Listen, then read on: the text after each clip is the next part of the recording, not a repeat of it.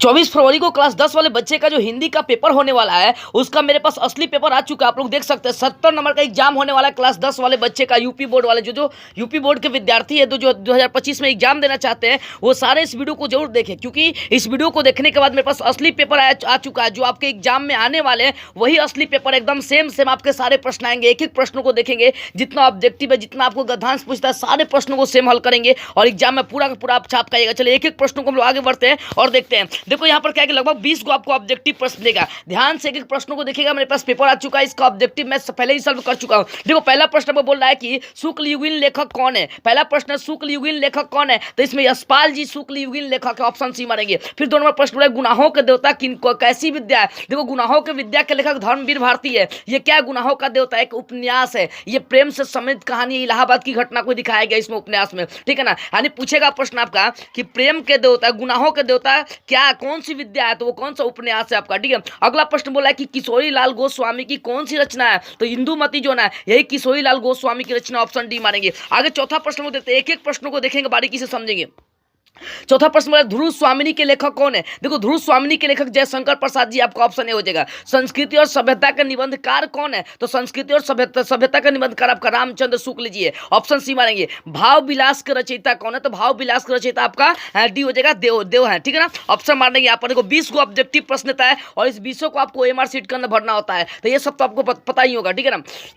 बस सेम आपका आएगा प्रश्न, एग्जाम में मार्क आएगा। देखो सातवां प्रश्न रीति मुक्त धारा काव्य धारा की रचना कौन, तो सुजान सागर, आपका ऑप्शन ए हो जाएगा। दूसरा सप्तक प्रकाशन कब किया गया था, तो 1951 में किया गया था, आपका ऑप्शन हो जाएगा बी। अगला प्रश्न लेते हैं 9 बोल रहा है कि प्रगतिवाद युग के कवि कौन है, तो प्रगतिवाद युग के कवि शिव मंगल सिंह सुमन है, आपका ऑप्शन ए हो जाएगा। महादेवी वर्मा की विद्या कौन है, तो महादेवी वर्मा की रचना कौन है, तो आप पथ के साथी जो है ना महादेवी वर्मा की ही रचना है। फिर अगला प्रश्न 11 नंबर हम लोग देखते हैं और आगे बढ़ते हैं। प्रश्न बोला 11 नंबर, देखो विंध्य के वासी उदासी तपोव्रतधारी महाविनु नारी दुखारे पंक्ति में कौन सा रस है, तो करुण रस है, आपका ऑप्शन ए सही हो जाएगा। अगला प्रश्न देखिए थोड़ा सा, अगला प्रश्न लोग देखते हैं 12 नंबर प्रश्न को देखिए और समझिए 12 नंबर प्रश्न क्या कह रहा है। एक एक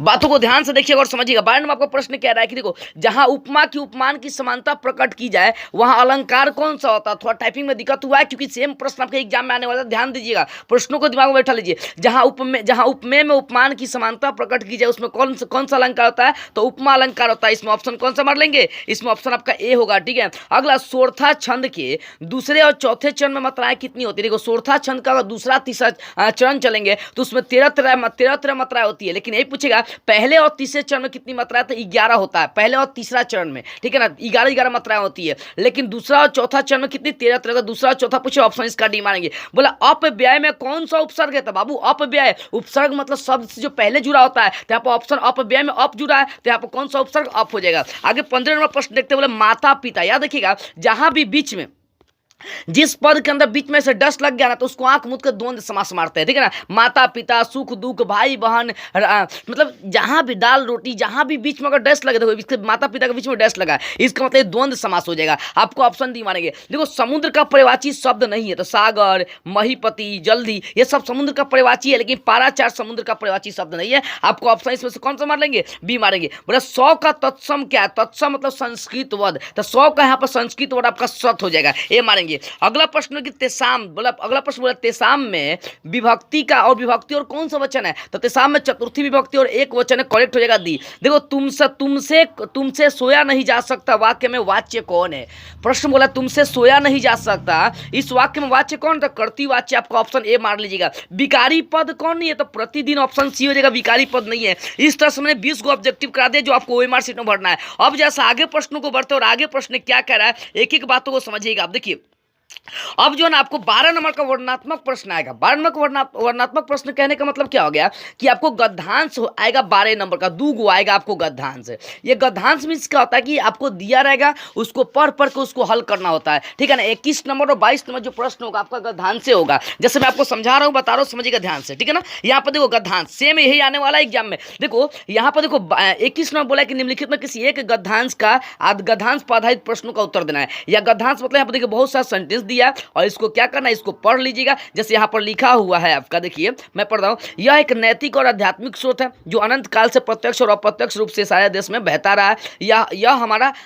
यह हमारा सौभाग्य रहा कि हमने ऐसे ही एक मूर्त रूप को अपने बीचों बीच चलते फिरते, ऐसे लिखा हुआ है गद्यांश है। और इससे समय देखिए प्रश्न दिया होगा, जैसे मैं एक प्रश्न को हल करना चाहूंगा। देखो यहाँ नीचे प्रश्न दिया है, देखो नीचे प्रश्न दिया है यहाँ पर, देखो बोल रहा है पहला प्रश्न, उपयुक्त गद्यांश का संदर्भ लिखे, यानी इस गद्यांश के कहने का क्या अर्थ है लिख दीजिएगा तो 2 नंबर आपको मिलेगा। तो इस गद्यांश के बारे में किसकी चर्चा किएगा उसके बारे में आप लिख दीजिएगा। दूसरा प्रश्न, मानव मात्र के लिए वर्तमान में क्या होना आवश्यक है, तो इसको पढ़िएगा ना, तो इसमें सब लिखा हुआ है, गद्यांश को पढ़ के जवाब देना होता, पढ़िएगा आंसर आपको मिल जाएगा। ऐसा बता रहा हूँ 21 नंबर में 2 आपको 20 नंबर तक तो ऑब्जेक्टिव होगा, ठीक है, लेकिन 21 नंबर का आपको क और ख, ठीक है ना, ये गद्यांश से मिलेगा। या तो क नंबर को बनाइए आप तो 6 नंबर मिल जाएगा, नहीं तो ख नंबर को बनाएंगे तो 6 नंबर मिल, दोनों में से कोई एक ही को प्रश्न आपको बनाना है। यानी 21 का क बनाएंगे तो इसमें 1 2 3 हल कर देंगे तो 6 नंबर मिलेगा। अगर क नहीं बना रहे तो ख बनाइए, इसमें से 21 का आपका ख बनाएंगे तो इसमें भी 3 को प्रश्नों का उसको बनाएंगे, तब कोई एक को बनाना है 21 में, ठीक है ना। ऊपर हेडिंग दिया हुआ देख सकते हैं,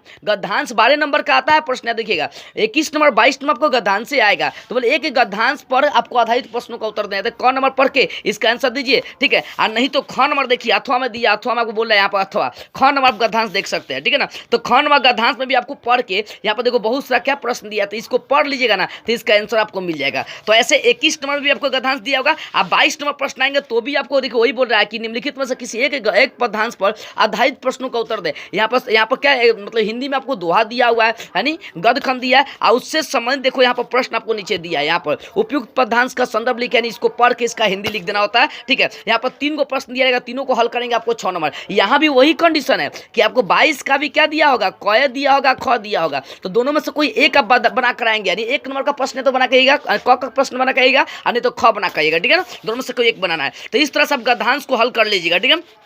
अब आगे बढ़ते 23 नंबर प्रश्नों को देखिएगा। देखो मैंने बता दिया कि 21 नंबर और 22 नंबर जो प्रश्न आपका आएगा वो गद्यांश आएगा, ठीक है, पढ़ के लिखने वाला। लेकिन जो 23 नंबर और 24 नंबर आपका जो प्रश्न आने वाला है ये संस्कृत में दोहा दिया रहेगा, उसका आपको हिंदी में लिखना है, उसकी बातें हिंदी में लिखना है, ठीक है। तो इसके लिए क्या करना, देखो ये 10 नंबर का आपका आता है कम से कम, ठीक है ना, यानी मेरे कहने का मतलब 20 नंबर का ऑब्जेक्टिव हो गया आपका, ठीक है। आप 12 नंबर का आपका गद्यांश हो गया, और 10 नंबर का आपका होगा ये वाला संस्कृत में दिया रहेगा पद, उसको हिंदी में लिखना होता है। ये 10 नंबर का आते हैं कम से कम, ठीक है ना। 23 नंबर और 24 नंबर जो आएगा तो उस संस्कृत में देखो यहाँ पर दिया है, देखो ना, विश्वस्य स्रष्टा ईश्वर एक, इसको हिंदी में कन्वर्ट करना, हिंदी में आपको लिख देना। अब देखो या तो 20 और 12 कितना 32 और 10 कितना होगा आपका 42, यानी लॉन्ग ऑब्जेक्टिव 20 नंबर का होगा, ठीक है। 12 नंबर का गद्यांश, 10 नंबर का आपको हिंदी में लिखना होता, संस्कृत में दिया रहेगा। तो 22 नंबर, इसके आगे निबंध आता और भी आता जो चर्चाएं मैं कर रहा हूँ बारीकी से, ठीक है। देखो यहाँ पर तो कहने का मतलब निम्नलिखित में से किसी एक गद्यांश को आपको हिंदी में लिख देना है, हिंदी में आपको संस्कृत में दिया। देखो 23 नंबर जो प्रश्न आएगा उसमें भी क और ख होगा, तो या तो क नंबर का हिंदी लिखेगा, नहीं तो ख नंबर का आप हिंदी लिख दीजिएगा। अब आप सोचिए ये कैसे हल करेंगे, तो मैं बता रहा हूं कि मैं इन सारे जो ये सब आपके आने वाले हैं ये आपका संस्कृत में लगभग मैं आपको 10 गो, यानी हमारे पीडीएफ जो व्हाट्सअप नंबर दिया है वहां से संपर्क आप कर लीजिए, मेरे व्हाट्सअप पर मैसेज करिए, वहां पर मैं संस्कृत का लगभग 4-5 गो दोहा दूंगा और उसी का हिंदी बताऊंगा। उस 4 गो 5 गो में से आपका 2 गो लड़ जाएगा, क्योंकि 2 गो प्रश्न आएगा। 23 नंबर का क ख में से कोई एक बनेगा, आज 24 नंबर भी आपको देखो वही आएगा, ठीक है ना। 24 नंबर भी आपको संस्कृत में देखो श्लोक दिया है, इसका क्या करना है, हिंदी में लिख देना है। तो मैं आपको बोला ना 4 से 5 को दूंगा संस्कृत में श्लोक या दोहा, उस चारों 5 में से कोई आपका 2 गो लड़ जाएगा, 10 नंबर इस तरह से कंप्लीट करवा दूंगा, ठीक है। आगे 24 नंबर तक तो आपको पद है, ठीक है। 25 नंबर प्रश्न आएगा तो 25 नंबर जो होता है 3 गो आपको प्रश्न देता है हिंदी में, ठीक है। मतलब कहने का मतलब कि एगो कोई देखो यहाँ बोले कि अपने पथित काव्य खंड के आधार पर निम्नलिखित प्रश्नों में से किसी एक प्रश्न का आपको उत्तर देना है। देखो हाई क में सर कोई एक प्रश्न का जवाब दें, तो ख में से बहुत सारा आपको दिया होगा, यहाँ पर प्रश्न आप देख सकते हैं बहुत सारा, यहाँ पर इतना सारा प्रश्न दिया, कहाँ तक दिया आपको, यहाँ तक दिया हुआ, देखो यहाँ तक प्रश्न दिया, इसमें से कोई एगो प्रश्न आपको बना देना है, कोई एगो प्रश्न बनाना है, वो भी आपको 4 से 5-6 लाइन में आंसर लिखेगा आपको हो जाएगा। जैसे यहाँ पर देखिए, जैसे यहाँ पर देख सकते हैं, बोले कि अग्र पूजा खंड काव्य के लिए कथा वस्तु आपको लिखना है, चाहे जय सुभाष के बारे में लिखना है, ठीक है ना, मातृभूमि का लिखना है, ये चैप्टर से संबंधित ही आपको बात दिया हुआ है, ठीक है, चैप्टर से संबंधित ही आपको बात दिया हुआ है, और यहाँ पर लिखना कम से कम 5 से 6 लाइन लिखना है, ठीक है। 5 से 3 नंबर आपको मिल जाएगा। बहुत सारा प्रश्न किसी एक पर आप देख सकते हैं, यहाँ पर देखो, यहाँ पर ये क्या कर रहा है, 3 नंबर 25 नंबर जो प्रश्न बोल रहा है कि बोले आपने मतलब पठित खंड काव्य के आधार पर नहीं, कहने का मतलब कि आपका जो कविता वाला चैप्टर्स पढ़ना है हिंदी में उससे संबंधित आपको प्रश्न दिया, तो मैं ये बोलूंगा 4-5 को कोई भी चैप्टर पढ़ लीजिए, ठीक है। यहाँ बोले खंड काव्य के आधार पर महात्मा गांधी का चरित्र, महात्मा गांधी के बारे में लिखना, तो लिख दीजिए 5-6 लाइन। 3 नंबर का होता है, ये जान जाइएगा। 25 में इतना सारा दिया रहता है ना कि कोई एगो बनाना होता है, किसी एक घटना का चर्चा करना है, तो 4-5 वो चैप्टर पढ़ लीजिए, यहाँ से आपका ये कंप्लीट होगा 25 नंबर। 3 नंबर का ही आता है ये, ठीक है। उसके बाद 3 नंबर में बहुत सारा प्रश्न। तो अब आगे आएंगे 26 नंबर। देखो तो इसमें क्या होता है, किसी एक आदमी के बारे में आपको लिखना होता है,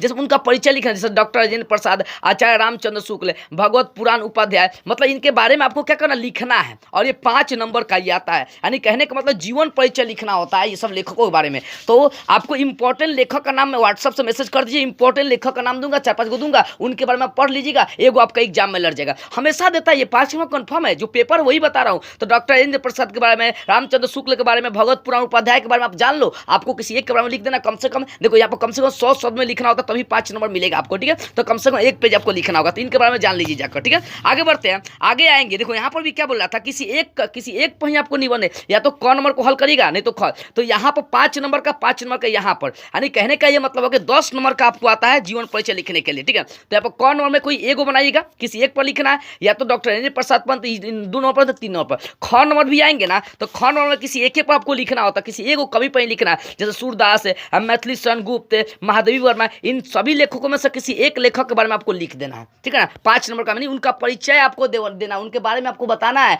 तो कम से कम 10 लाइन लिख दीजिएगा, तो आपको यहाँ पर नंबर मिल जाएगा। यानी जीवन परिचय 10 नंबर का लिखने के लिए आता है हिंदी में कंफर्म, ठीक है।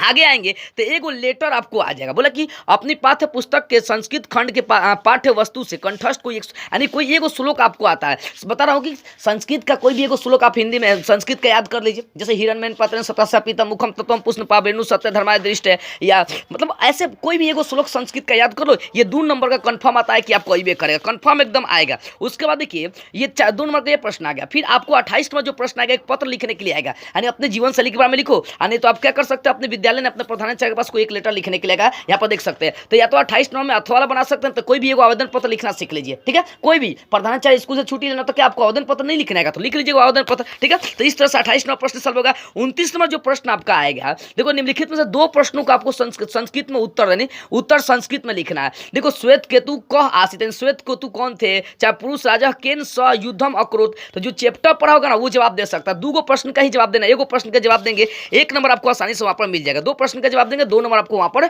मिलेगा कंफर्मली, ठीक है। तो ये देखो मैं कुछ संस्कृत का आपको चैप्टर दे दूंगा, कुछ संस्कृत का चैप्टर मतलब कुछ संस्कृत का इंपॉर्टेंट छाट दिया, उसको आप लोग क्या करेगा, लिख लीजिएगा। मतलब मेरे व्हाट्सएप से दीजिएगा, वहां पर मैं कुछ प्रश्न दे दूंगा, ये 2 नंबर आपका वहां से बन जाएगा, ठीक है। अब फिर आगे आएंगे, जो अंतिम प्रश्न आपका होता है, अंतिम देखो 30 नंबर बोल रहा है आपका कि किसी एक विषय पर आपको निबंध लिखता हो। निबंध मतलब क्या होता है, उसके बारे में जितना जानते हो लिख दीजिए। 7 नंबर का निबंध आता है, जानिएगा ये। तो जैसे जीवन में विज्ञान का महत्व, भारत में आतंकवाद और समस्या, छात्र अनुशासन। तो यहाँ पर कोई भी निबंध का मतलब देखो, जैसे छात्र और अनुशासन लिखे, इसके बारे में जितना चाहते हो उतना लिख दीजिए। तो इस तरह से आपका कंप्लीट हो जाएगा। यानी मेरे कहने का मतलब हो गया कि आपका 12 नंबर का गद्यांश है, 70 नंबर का एग्जाम होता है ना, तो 12 नंबर का गद्यांश हो गया। 10 नंबर का आपको संस्कृत में दिया रहेगा, उसको हिंदी में कन्वर्ट करना होता है, ठीक है। उसके बाद ये 22 नंबर हो गया। 20 नंबर तो ऑब्जेक्टिव था, तो 20 नंबर ऑब्जेक्टिव होता, 50 नंबर का लॉन्ग हो गया, ठीक है ना। उसके बाद जीवन परिचय कम से कम 10 नंबर का लिखने के लिए देता है। फिर लेखक जैसे फिर आपका चैप्टर का 2 संस्कृत का 2 नंबर का प्रश्न हो गया, कितना होगा 12 10 22 10 32 और 2 36 हो गया। 7 नंबर का आपका निबंध हो गया लिखने के लिए, तो कितना हो गया आपका 12 10 22 10 32 7 आपका 39 और 2 41। अब भी 9 बच रहा है, तो 9 नंबर का क्या प्रश्न था वो देख लेते हैं। और उसके बाद आपको 4 नंबर का ये वाला देगा लिखने के लिए, 4 नंबर का आपको ये देगा लिखने के लिए, कोई आवेदन पत्र लिखने के लिए देगा। उसके बाद आपको एगो संस्कृत में आप श्लोक याद कर लीजिए। इसमें क्या है, उसका मतलब इसमें है क्या कि आपको संस्कृत और हिंदी दोनों मिक्सिंग करके दिया हुआ है, ठीक है ना। तो इस तरीके से आप जाइए, देखिए सेम पेपर आने वाला 70 का 70 हिंदी में आप उठा कर आइए, सेम यही प्रश्न आपके आने वाले हैं।